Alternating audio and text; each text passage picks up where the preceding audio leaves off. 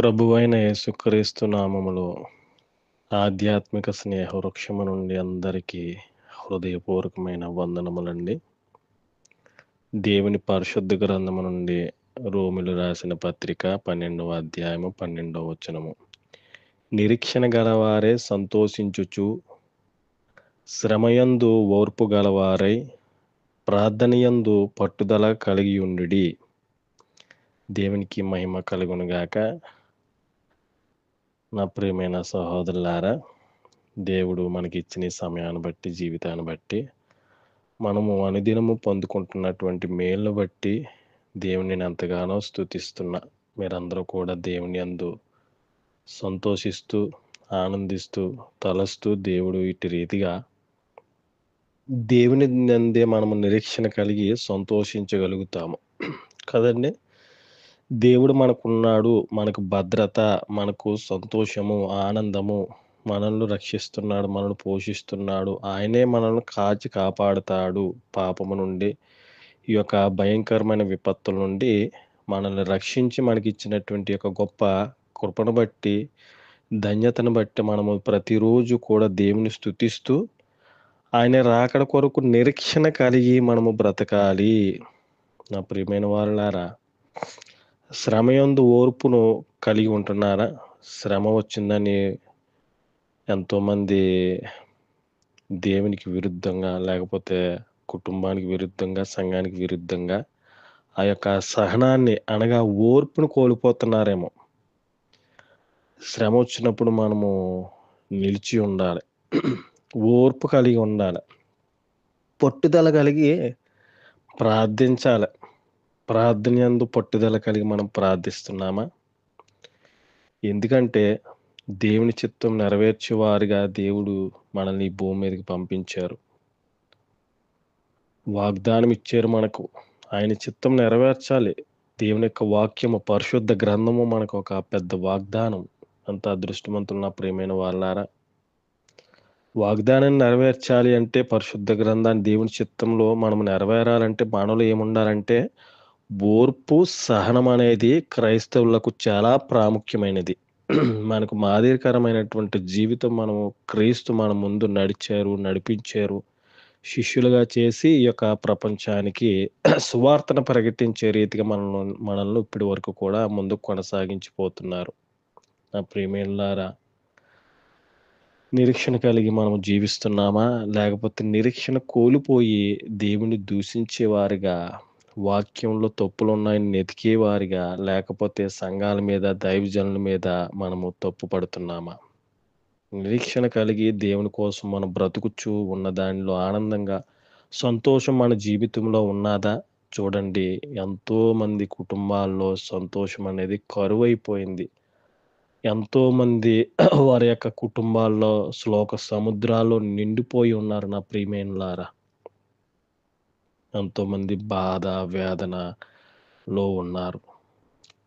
పిల్లలు, వారి కన్న పిల్లలు తల్లిదండ్రుల మాట వినక, కన్న పిల్లలు దేవుని మాట, దేవుని భక్తిలో పెరగక ఆ శాపాన్ని కొని తెచ్చుకుంటున్నారు. లోకపరంగా ఉండి దేవునికి దూరం అయిపోతున్నారు నా ప్రియమైన వాళ్ళారా.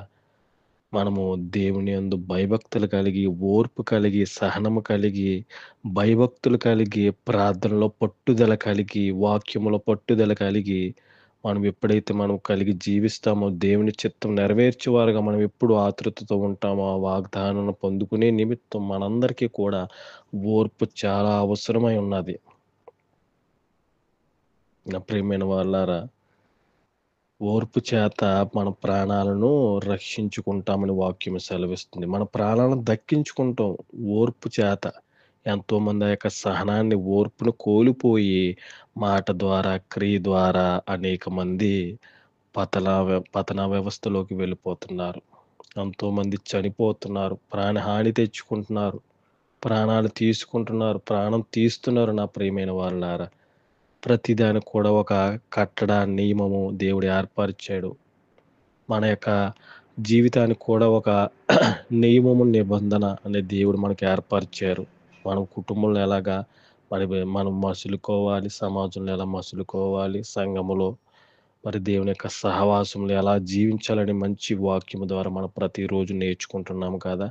తల్లిదండ్రులతో ఎలా మాట్లాడాలి, భార్యతో ఎలా మాట్లాడాలి, స్నేహితులతో ఎలా మాట్లాడాలి అనేది మన ఓర్పు కలిగి మనం ప్రతి పనిని కొనసాగించినట్లయితే దేవుడు గొప్ప విజయ బాటలో మన జీవితాలను నడిపించబోతున్నారు రాబోయే తరాలకు.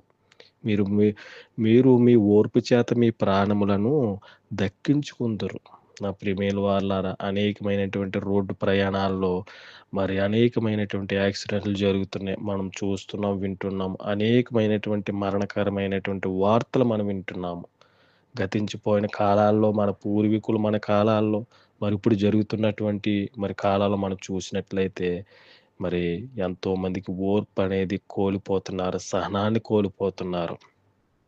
మనమందరం కూడా నిరీక్షణ కలిగి, ఓర్పు కలిగి, సహనము కలిగి, భయభక్తులు కలిగి మన ప్రతీది కూడా మేలైనది చేపట్టే రీతిగా మనం ముందుకు కొనసాగిపోవాలి. దేవుని రాకడ కొరకు ప్రతి ఒక్కళ్ళు కూడా ఓర్పు కలిగి మనం జీవించాలి. ఆయన రాజ్యంలో ప్రతి ఒక్కళ్ళు చేరే వరకు మనం ఓర్పు కలిగి కుటుంబ బాధ్యత మరి పనుల్లో గాని, సంఘ పనుల్లో గాని, మనం ఉద్యోగ రీత్యా, వ్యాపార రీత్యా, వ్యవసాయాల్లో ప్రతి రంగాల్లో కూడా మనము దేవుని మాదిరిగా, వాక్యాన్ని మాదిరిగా మనం ఉంచుకొని మన ఓర్పు సహనాలతో దేవుని ప్రేమను, దేవుని మార్గంలో ఆయన యొక్క రక్షణ మార్గంలో నడిపించే రీతిగా, ప్రతి ఆత్మలను రక్షించే రీతిగా, ప్రతి ఆత్మకు మారుమనసు కలిగించే రీతిగా మనం అట్టి రీతిగా నిరీక్షణ కలిగి సంతోషించాలి. ఉన్న దానిలో ప్రతి ఒక్కళ్ళు కూడా సంతోషం కరువైపోయింది. పై సంతోషాలు బాహ్యంగా సంతోషిస్తున్నారు గానీ, ఆంతరంగా లేకపోతే మనం ఆత్మలో, మన యొక్క హృదయంలో మనస్ఫూర్తిగా సంతోషంగా జీవించే జీవితాలు కొదువైపోయినాయి ప్రస్తుత దినాల్లో. నా ప్రియమైన వారలారా, సంతోషముతో దేవుడు మనలో ఉండాలి. దేవుడు మనకున్నాడు. వాక్యం మనకుంది.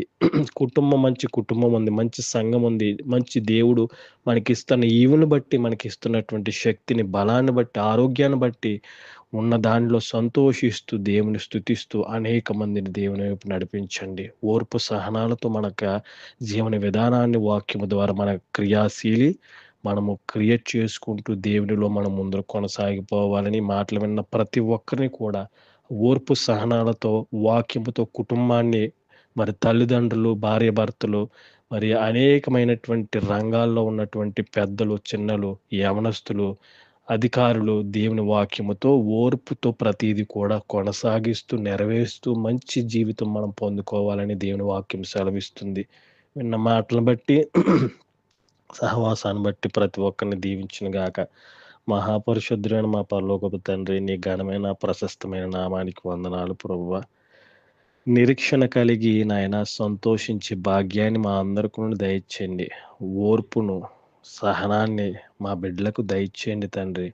ప్రార్థనలో స్థిరత్వము కలిగి, వాక్యములో స్థిరత్వము కలిగి, పట్టుదల కలిగి, పరిశుద్ధాత్మ ప్రేరేపణతో ప్రతి స్థలాల్లో, ప్రతి ఒక్క సంఘాల్లో, ప్రతి ఒక్క కుటుంబాల్లో నీ బిడ్డలను లేవనెత్తండి ప్రభు. అభిషేకించి బలపరిచి నీ చిత్తాన్ని నెరవేర్చేవారుగా మాలో ఓర్మిని దయచేయండి. ఓర్పుని, సహనాన్ని దయచేసి నీ నామానికి మహిమ అనేక మందికి దీవెనకరంగా మమ్ములను, మా బిడ్డలను ఆశీర్వదించి విన్న మాటలను బట్టి ప్రతి బిడ్డలను ముట్టి నాయన బలపరచమని ఈ యొక్క ఆధ్యాత్మిక స్నేహవృక్షంలో ప్రతి ఒక్కరు చూస్తున్నవారు, వింటున్న వారిని ప్రతి ఒక్కరిని దీవించమని నీ వాక్యము ద్వారా మా ప్రతి ఒక్క దినచర్యను ప్రభు మేము సరిచేసుకుని మా చూపులను, మా వినికిడిని, మా మాటలను నీ చిత్తాన్ని నెరవేర్చే వరకు మా ముందుకు కొనసాగించమని మమ్మలను, మా బిడ్డలను, మా సంఘాలను, మా దేశ ప్రజలను, ప్రపంచ ప్రజలను, ప్రతి బిడ్డలను కీడు శోధన నుండి తప్పించి నీ నామానికి మహిమ తెచ్చుకునే వారిగా మమ్మల్ని ముందుకు కొనసాగించమని యేసు పరిశుద్ధ నామంలో